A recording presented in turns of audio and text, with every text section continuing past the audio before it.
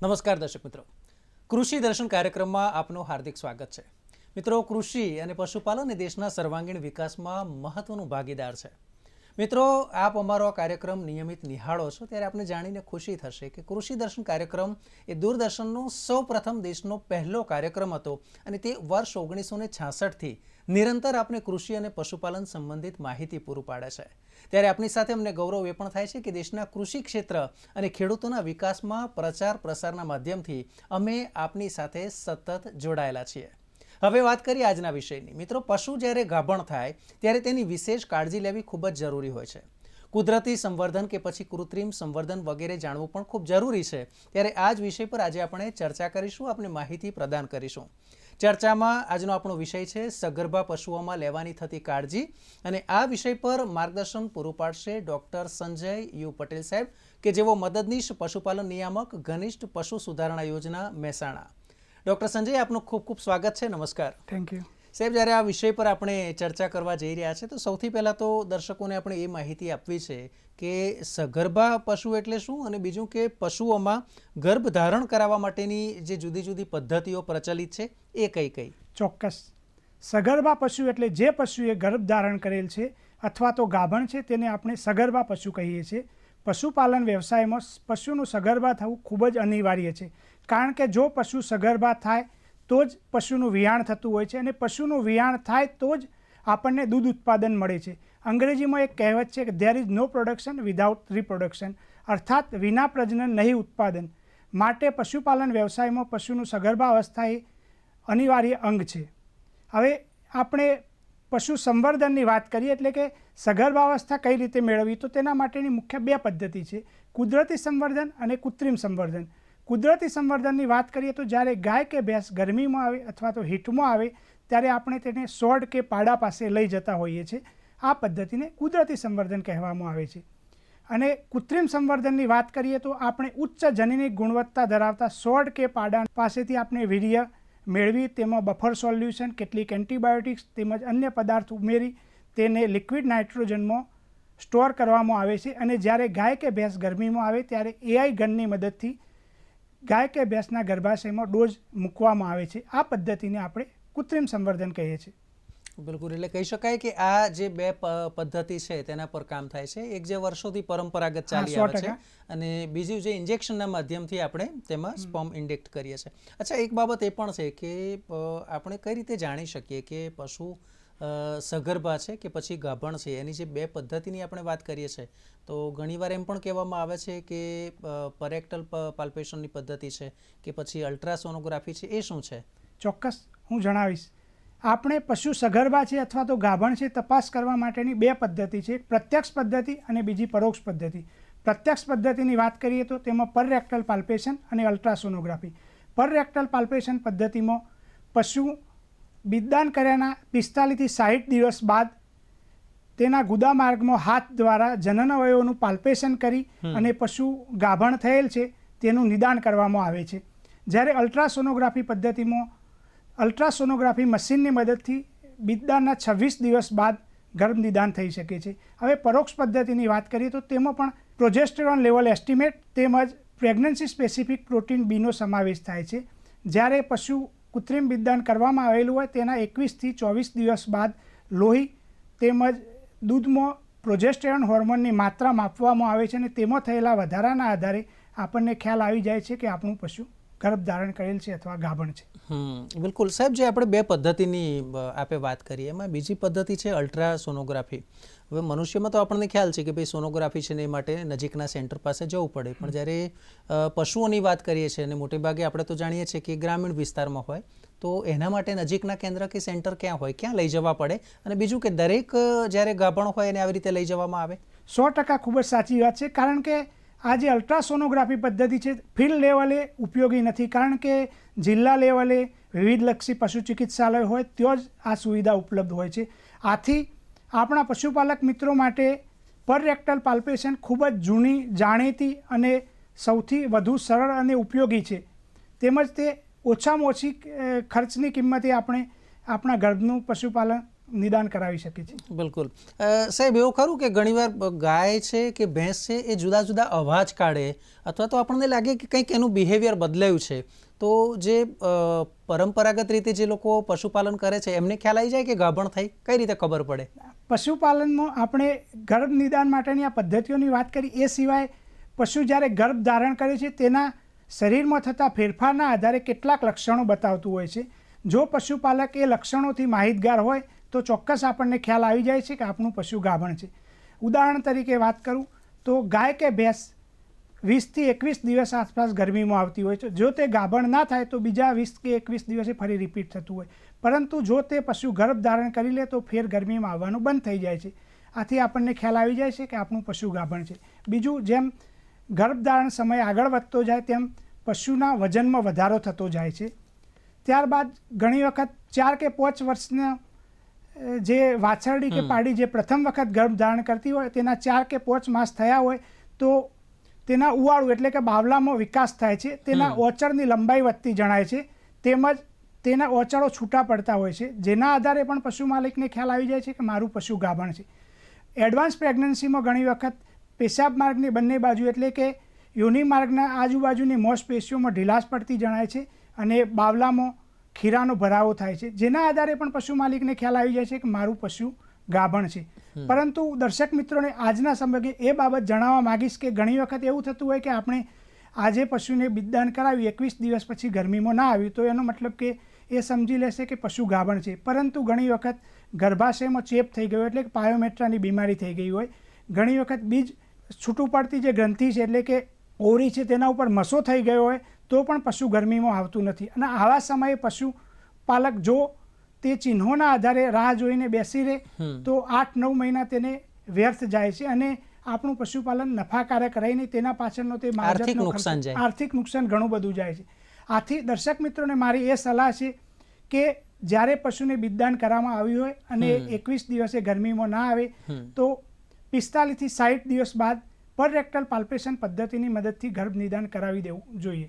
બિલકુલ. દર્શક મિત્રો, ખૂબ જ રસપ્રદ આપણી ચર્ચા ચાલી રહી છે, કારણ કે ગુજરાતની જ્યારે વાત કરીએ છીએ પશુપાલન ક્ષેત્રે ખૂબ જ આગળ છે. આગળ પણ આ વિષય પર આપણી ચર્ચા જારી રહેશે. સમય છે એક બ્રેકનો.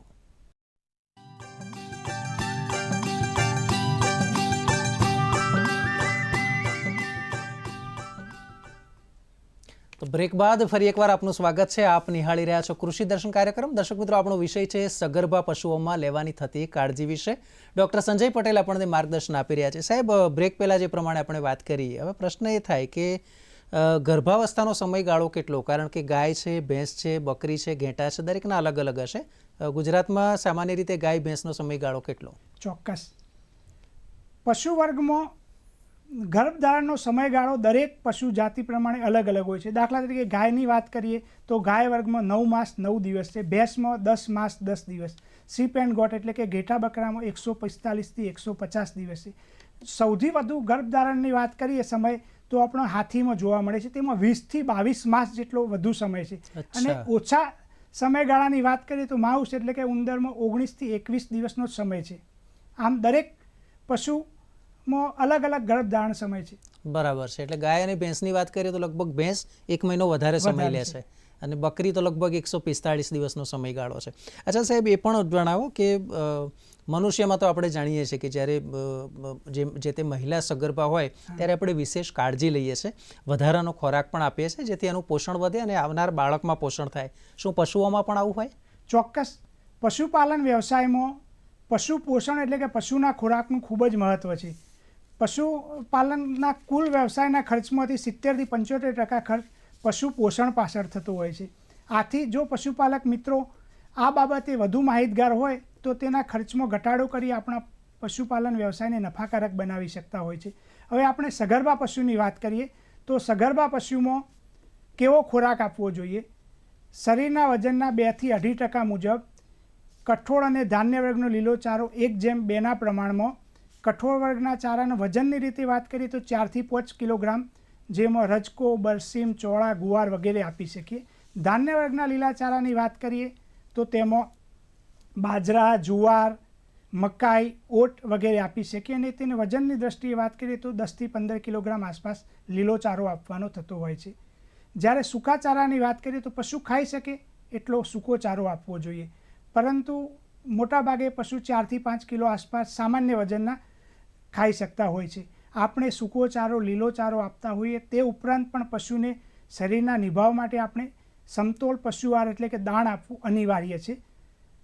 જ્યારે પશુ ડાય પિરિયડમાં હોય ત્યારે 1 થી 1.5 કિલો આપણે દાણ આપતા હોઈએ છીએ, પરંતુ જ્યારે સગર્ભા અવસ્થા હોય તેમાં છેલ્લા 3 માસ તે ખૂબ જ અગત્યના હોય છે, કારણ કે તે સમય દરમિયાન તેના ગર્ભની પણ વૃદ્ધિ થતી હોય છે, સાથે સાથે પશુનો પણ શારીરિક વિકાસ થતો હોય છે. તો છેલ્લા 2.5 માસ દરમિયાન દર અઠવાડિયે 500 ગ્રામ દાણ આપણે વધારતા જઈએ તો વિયાણનો સમય આવે ત્યારે 4-4.25 કિલો આસપાસ દાણે પહોંચી જઈએ તો પશુને દાણ પચાવવામાં તકલીફ પડતી નથી અને વિયાણ બાદ સરળતાથી દાણ પચાવી શકે છે. તેમજ તેને નેગેટિવ એનર્જી બેલેન્સ એટલે કે ઉર્જાનો ક્ષયનો પણ પ્રશ્ન રહેતો નથી. આપણે સગર્ભા પશુને સાગર દાણ અથવા કોઈ પણ જે ડેરીમાં દાણ મળતું હોય તે દાણ આપતા હોઈએ. તેની સાથે સાથે 50 ગ્રામ જેવું મિનરલ મિક્સર તેમજ 25 થી 30 ગ્રામ મીઠું અને 24 કલાક દરમિયાન તેને સ્વચ્છ પાણી મળી રહે તે પ્રમાણે આપણે આયોજન કરવું જોઈએ. બિલકુલ સાહેબ, આપણે બહુ સરસ વાત કરી કે મીઠું આપવું અનિવાર્ય છે, મિનરલ મિક્સરની માત્રા પણ તેમાં ઉમેરવી જોઈએ. ધારો કે ઉત્તર ગુજરાત છે તો ત્યાં આપણે સાગર દાણ આપીએ, અમૂલ દાણ આપીએ, તો એવી રીતે પણ એનું પોષણ છે તે જળવાઈ રહે. અચ્છા, સગર્ભા પશુઓ માટે સરકારની કોઈ જુદી જુદી યોજનાઓ ખરી?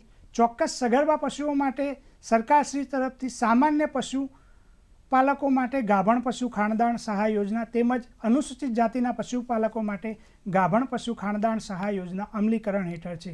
તેમાં જ્યારે મોટાભાગે મે મહિનો કે જૂન મહિનાની શરૂઆત પહેલાં આઈ ખેડૂત પોર્ટલ ખુલે ત્યારે પશુ માલિકે તેમાં અરજી કરવાની હોય છે. અરજી કર્યા બાદ તેની પ્રિન્ટ આઉટ લઈ તેમાં આધાર કાર્ડ, રેશન કાર્ડ જોડી તેની કૃત્રિમ બીજદાન અથવા કુદરતી સંવર્ધનની તારીખ લખી નજીકના પશુ દવાખાના અથવા પશુ સારવાર સંસ્થા ખાતે તે ગાભણ છે તેને પરરેક્ટલ પાલ્પેશન પદ્ધતિની મદદથી ચેક કરાવી તેનું પ્રમાણપત્ર મેળવી જૂથ મથક ખાતે અરજી સબમિટ કરવાની હોય છે. જૂથ મથક ખાતેના અધિકારી તે અરજીમાં તેની પાત્રતા નક્કી કરે છે. ત્યારબાદ ઓનલાઈન ડ્રો થતો હોય છે અને ડ્રોમાં જે પશુપાલકોની અરજી મંજૂર થાય તેમને સરકારશ્રી દ્વારા દૂધ ઉત્પાદક સહકારી સંઘો જિલ્લાના તેના દ્વારા ગ્રામ્ય લેવલે દૂધ ઉત્પાદક સહકારી મંડળી દ્વારા ઘર પર જ 150 કિલો દાણ એટલે કે 50 કિલોની 3 બોરી દાણ વિના મૂલ્યે આપવામાં આવે છે. અને ગરીબ પશુપાલકોના ગાભણ પશુઓ માટે ખરેખર આ યોજના વરદાનરૂપ છે. સાહેબ, આપણે બહુ સરસ વાત કરી. હવે એક પ્રશ્ન આપણને, એક ગુજરાત જ્યારે પશુપાલન ક્ષેત્રે ખૂબ જ આગળ છે તો આપણે પૂછવાનું મન થાય કે લગભગ 10 વર્ષ પહેલાંની સ્થિતિ ગુજરાતની શું હતી દૂધ ઉત્પાદનમાં અને અત્યારે સ્થિતિ કેવી છે? અને ખાસ કરીને ઉત્તર ગુજરાતની વાત કરીએ તો આપણે જાણીએ છીએ કે મહેસાણા, બનાસકાંઠા કંઈક અલગ જ રોનક અત્યારે આપણને જોવા મળે છે દૂધના ઉત્પાદનના ક્ષેત્રે. થોડી એની વાત કરશો? ચોક્કસ. આજથી 10 વર્ષ પહેલાંની વાત કરીએ તો પશુપાલન વ્યવસાયમાં દૂધ ઉત્પાદન આપણે ધીરે ધીરે પ્રગતિ કરી રહ્યા હતા, પરંતુ હાલના સમયમાં તમે જુઓ તો દૂધ ઉત્પાદનમાં આપણું ગુજરાત રાજ્ય અગ્રેસર છે. તેમજ આપણે વૈજ્ઞાનિક પદ્ધતિ અપનાવતા થયા. પોષણ સંબંધી, પશુ સંવર્ધન સંબંધી સારી માહિતીઓ એકત્ર કરી તે પ્રમાણે આપણે આપણી ઓલાદ સુધારણા તરફ પર ભાર મૂક્યો, જેના કારણે આપણે સારામાં સારું દૂધ ઉત્પાદન મેળવી શકીએ છીએ અને આપણો પશુપાલક વધુ નફો રળે છે. બિલકુલ. અને એ માટે આપણે કહેવાય કે ગુજરાત માટે આ એક ગૌરવની વાત છે, કારણ કે આજે વિશ્વમાં ગુજરાતની આપણી ડેરીની વાત કરીએ, અમૂલની વાત કરીએ, બનાસ ડેરીની વાત કરીએ, ગૌરવ અપાવે છે. સાહેબ, એક બાબત એ પણ છે કે કોઈ વિશેષ કાળજી લેવી પડે સગર્ભા પશુઓ માટે? ચોક્કસ. સગર્ભા પશુઓને વિશેષ કાળજી લેવાની ખાસ જ જરૂરિયાત હોય છે, કારણ કે પશુ સગર્ભા હોય ત્યારે ગર્ભનો વિકાસ થતો હોય છે, સાથે સાથે તેનો પોતાના શરીરનો પણ વિકાસ થતો હોય છે. એ સમય દરમિયાન જો આપણે પશુને એક ખૂંટા કે ખીલા ઉપર બાંધી રાખતા હોય તો આપણે ત્યાં ન બાંધી રાખવું, તેની જગ્યાએ દિવસમાં હળવી કસરત મળી રહે તે પ્રમાણે થોડું તેને ચલાવવું જોઈએ. તેમજ પશુને જે બાંધવાની જગ્યા હોય તે ગંદકી રહિત, લીસી ન હોવી જોઈએ. ઘણી વખત કેવું હોય કે પશુ બેસવામાં અથવા ઊભા થવામાં લપસી જવાનો ભય રહે, તેના કારણે પશુને ઈજા થવાનો સંભવ છે. ત્યારબાદ જો પશુના જો બાંધવાની જગ્યાએ હોય ત્યાં ગંદકી હોય તો માખ, મચ્છર, ઈતરડી, જૂ જેવા પરોપજીવોનો ઉપદ્રવ થઈ જતો હોય છે અને જે કેટલાય રોગોને વહન કરે છે. બીજું કે વિયાણનો અંતિમ સમય હોય એટલે છેલ્લા 1 કે 2 માસ હોય તો પશુને પાછળનો ભાગ સામાન્ય ઊંચો રહે તે રીતે બાંધવામાં આવે તો પેટ નીકળવાનો પ્રશ્ન ઘણા જાનવરોમાં જોવા મળતો હોય તો તે અટકાવી શકે. અને જો પશુ આપણો ઢોળાવવાળા વિસ્તારમાં હોય, દાખલા તરીકે ડુંગળિયાળ વિસ્તારમાં જો પશુઓ હોય અને તે સગર્ભા હોય તો તેને લાંબુ અંતર ચલાવવાથી આપણે ટાળવું જોઈએ. તે ઉપરાંત આપણે પશુને સગર્ભા અવસ્થા દરમિયાન પૂરતું સ્વચ્છ પાણી 24 કલાક મળી રહે તે પ્રમાણેની વ્યવસ્થા કરવી જોઈએ. બિલકુલ. દર્શક મિત્રો, ખૂબ જ રસપ્રદ ચર્ચા આપણી ચાલી રહી છે, કારણ કે ગુજરાતમાં પશુઓનું અને દૂધનું ખૂબ જ મહત્વ છે. આગળ પણ આ વિષય પર આપણી ચર્ચા જારી રહેશે. સમય છે એક બ્રેકનો.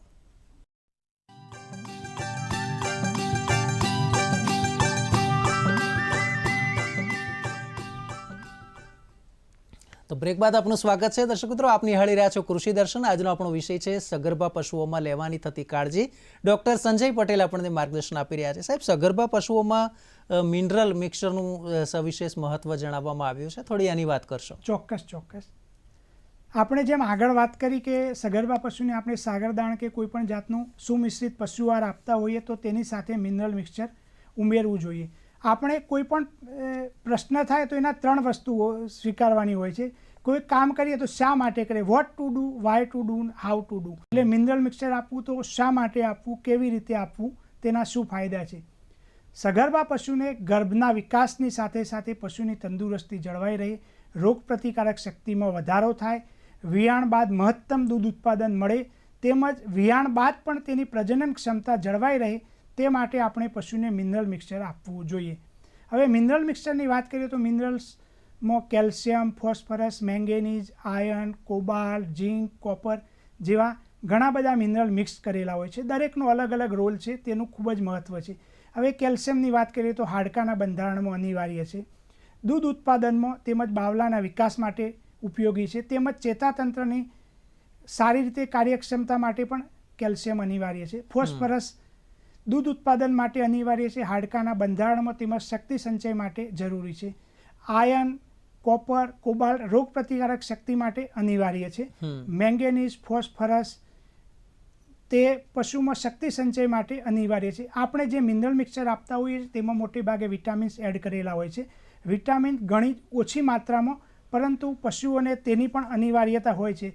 દાખલા તરીકે વિટામિન એની વાત કરીએ તો પશુના પ્રજનનમાં ઉપયોગી છે, તેની ચામડી સારી બની રહે, તેના ઉવાળું એટલે કે બાવલામાં રોગ પ્રતિકારક શક્તિ જળવાઈ રહી માટે, આંખના રોગ ન થાય તે માટે વિટામિન એ અગત્યનું છે. વિટામિન ઈ પશુની પ્રજનન ક્ષમતા માટે અગત્યનું છે. એવી જ રીતે વિટામિન ડી જે આપણે અગાઉ વાત કરી કેલ્શિયમ અને ફોસ્ફરસ તેના ઓતરડામાં શોષણ માટે વિટામિન ડી અગત્યનું છે. આથી આપણે વિટામિન્સ મિક્સ મિનરલ મિક્સચર પશુને દૈનિક 50 ગ્રામ પ્રમાણે રેગ્યુલર આપવું જોઈએ.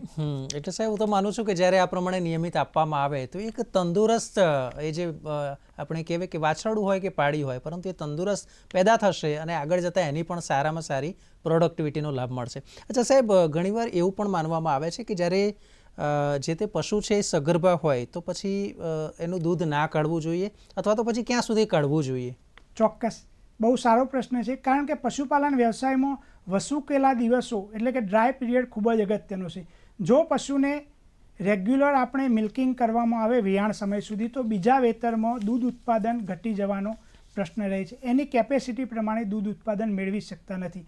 આથી આપણે વધુમાં વધુ 60 દિવસ આપણે ડ્રાય પીરિયડ એટલે કે વસુકેલા દિવસો રાખવા જોઈએ. જો વસુકેલા દિવસો 60 દિવસ રાખવામાં આવે તો પશુના ઉવાળું એટલે કે બાવલાના કોષોની વૃદ્ધિ માટેનો પૂરતો સમય મળી રહે છે, નેગેટિવ એનર્જી બેલેન્સનો પ્રશ્ન થતો નથી અને બીજા વેતરમાં વધુ દૂધ ઉત્પાદન મળે છે. બિલકુલ. એટલે સાહેબ, વસુકેલ દિવસનો ગાળો જો વાત કરવામાં આવે તો લગભગ કેટલો હોવો જોઈએ? વસુકેલો ગાળો 60 દિવસ આસપાસ આપણે રાખી શકીએ. જો તે વધુ રાખવામાં આવે તો પશુ જાડું અને ચરબીયુક્ત થઈ જાય છે, જેના કારણે ઘણી વખત ફેટી લીવર સિન્ડ્રોમ અને બીજા તેને લગતા રોગો થતા હોય છે અને વિયાણમાં પણ તકલીફ થતી હોય છે. અને જે તો ઘણો ઓછો રાખવામાં આવે અથવા તો વિયાણ સમય સુધી આપણે દોહન કરવામાં આવે તો તેના દૂધ ઉત્પાદન પીક લેવલ સુધી પહોંચી શકતું નથી, જેને કારણે આપણે આર્થિક ઘણું નુકસાન થાય છે. બિલકુલ. અને વસુકવા માટેની કોઈ પદ્ધતિ ખરી? હા, વસુકવા માટેની 3 પદ્ધતિ છે. એકદમ દોવાનું બંધ કરી દેવું, એકાત્રે દોવું અથવા અપૂરતું દોહન કરવું.